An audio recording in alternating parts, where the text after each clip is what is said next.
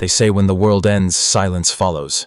But in the ruins of civilization, silence is the loudest scream you'll ever hear.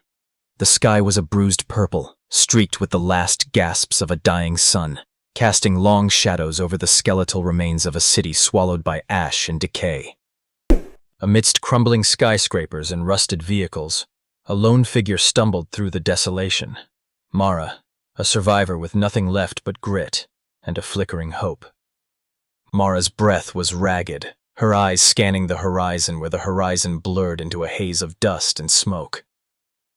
The apocalypse had come swiftly, an invisible storm that twisted minds and bodies alike. People hadn't just died. They had changed, becoming something else entirely, something hungry and restless in the shadows. Her only companion was a small, battered radio crackling with static and faint, ghostly voices. She clutched it close, desperate for any sign of other survivors. But the voices were fragmented, distorted messages from a world long gone.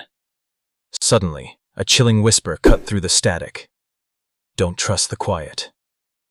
Mara froze. The words weren't from the radio. They echoed inside her head.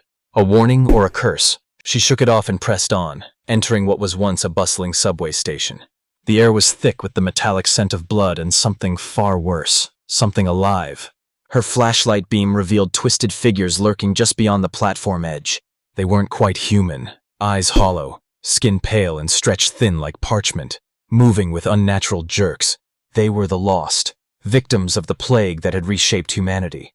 Heart pounding, Mara edged backward, but a sudden clatter sent one of them turning, its gaze locking onto hers. The world slowed as it began to move, a grotesque parody of a human sprint. Mara bolted down the tunnels, the echoes of her pursuers' rasping breaths close behind. She burst into a cavernous underground chamber, where graffiti-covered walls whispered forgotten stories. In the center stood an old elevator shaft, its cables snapped, darkness yawning beneath. Desperation clawed at her as the creature closed in. Then a hand grasped hers, rough but human. Maya, a young man with haunted eyes, had been hiding in the shadows. Together, they scrambled up a rusted ladder to a maintenance hatch, slamming it shut just as the creature's claws scraped below. Breathless, they shared their stories. Mara's search for hope, Maya's flight from a cult that worshipped the plague as a cleansing force. They realized the lost weren't just monsters. They were victims of a twisted faith, turned feral by a cruel experiment gone wrong. Determined to end the nightmare, they made their way to the cult's stronghold, an abandoned research facility where the infection had started. Inside, eerie silence reigned, broken only by distant whispers and the hum of malfunctioning machines.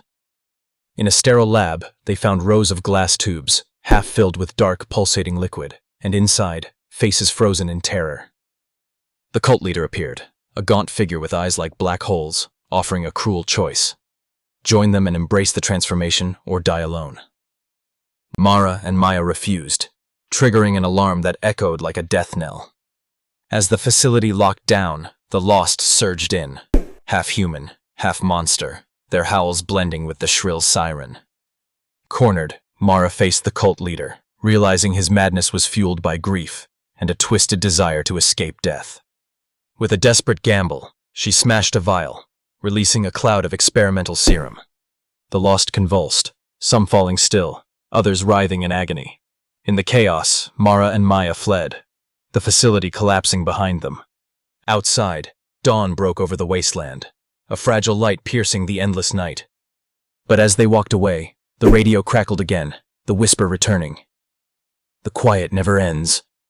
The screen fades to black, leaving only the haunting question: when the world ends, what truly survives? The monsters outside, or the darkness inside us all? The morning light filtered weakly through the dense clouds, casting a pale glow on the shattered earth. Mara and Maya moved cautiously, their footsteps muffled against the cracked pavement littered with debris and remnants of a past life. The city around them was a graveyard of memories. Empty homes, overturned cars, and rusted playgrounds where laughter had long since faded. Maya glanced over at Mara, noticing the tight set of her jaw and the way her eyes flickered with a mixture of determination and exhaustion. "We can't keep running forever," he said softly. "We have to find a way to stop this." Mara nodded, clutching the radio tighter. The The strange whispers had become a constant presence, almost like a shadow following them. "The cult," she murmured. "If we can destroy their source, maybe we can end the plague." Their path led them through narrow alleys and collapsed buildings, avoiding the occasional lost that lurked in the ruins. Each encounter was a reminder of the thin line between survival and death. The lost were relentless, driven by a hunger that was both physical and something deeper, an insatiable craving born from the infection that had ravaged their bodies and minds. As they moved deeper into the city's heart, the air grew colder, tinged with the faint smell of chemicals and decay. They arrived at the outskirts of the research facility, a fortress of twisted metal and broken glass, surrounded by high fences topped with barbed wire. The place seemed abandoned, but the hum of machinery and the flicker of distant lights suggested otherwise. Mara and Maya exchanged a glance before slipping through a gap in the fence, their movements silent and deliberate. Inside, the corridors were dark and narrow, lined with peeling paint and flickering fluorescent bulbs. Strange symbols were scrawled on the walls in dried blood, remnants of the cult's twisted rituals. They reached a large chamber filled with monitors and control panels, some still blinking with life.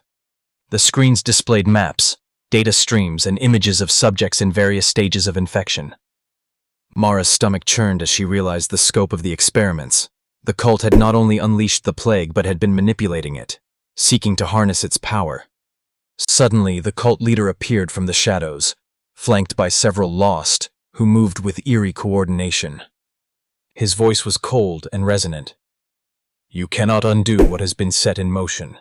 Join us and transcend your mortal limitations." Mara's eyes burned with defiance. "I'd rather die free than live as a monster." With a swift motion, she hurled another vial of serum towards the cult leader. It shattered against the floor, releasing a noxious mist. The lost convulsed violently, some collapsing in silence, others screaming in pain before falling still. Chaos erupted as the facility's systems began to fail. Alarms blared and lights flickered erratically. Mara grabbed Maya's hand, pulling him towards an emergency exit. They ran through smoke-filled hallways, the building groaning under the strain of collapse. Emerging into the dawn, they paused to catch their breath. The city lay silent behind them, the nightmare seemingly at an end. But the radio crackled once more, the whisper persistent and chilling. "The quiet never ends."